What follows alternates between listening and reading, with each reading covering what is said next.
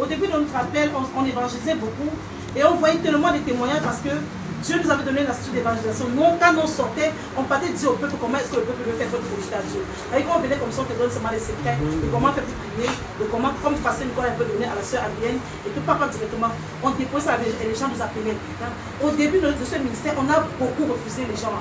On n'acceptait même pas sur au moins 2 ans. On ne prenait même pas une personne parce qu'on devait les mettre. On n'était même pas sûr qu'on devait nous garder. C'est là mon mari devait nous chasser. C'est par le courage un peu, parce qu'ils voyaient les faces familières. Ça c'est la famille de telle, ça c'est la soeur de telle. C'est la famille qui l'a pensé à accepter.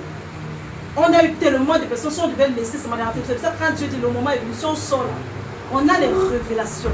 Qui va faire quand on te donne toute la famille, on a pris toute une famille, on est arrivé là-bas, on a évangélisé.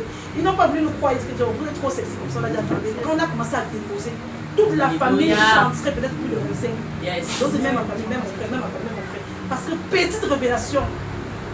On te donne 2 mots, comment tu vas faire pour entendre ton père. Et c'est action, réaction, le témoignage commence à donner. C'est pour ça que Dieu envoie. Beaucoup de serviteurs dans le monde entier gardent ça pour eux, pour maintenir le peuple captif. Ce n'est pas notre partage. On va mettre tous les secrets ailleurs. Il y en a tellement. Il y en a tellement de secrets de l'homme à donner au peuple de Dieu. Mais quand tu écoutes, il faut mettre en pratique. On veut montrer ici au peuple comment être un Dieu sur terre. Être son propre prophète et le prophète de sa famille.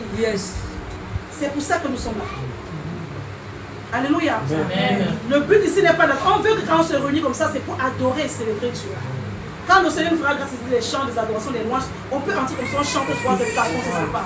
On glorifie le nom de Dieu. Amen. On n'est pas obligé de faire comme toutes les églises. On n'est pas obligé de faire comme les partout. On peut seulement dire, notre ministère, on va seulement adorer Dieu, le louer pour ce qu'il a fait.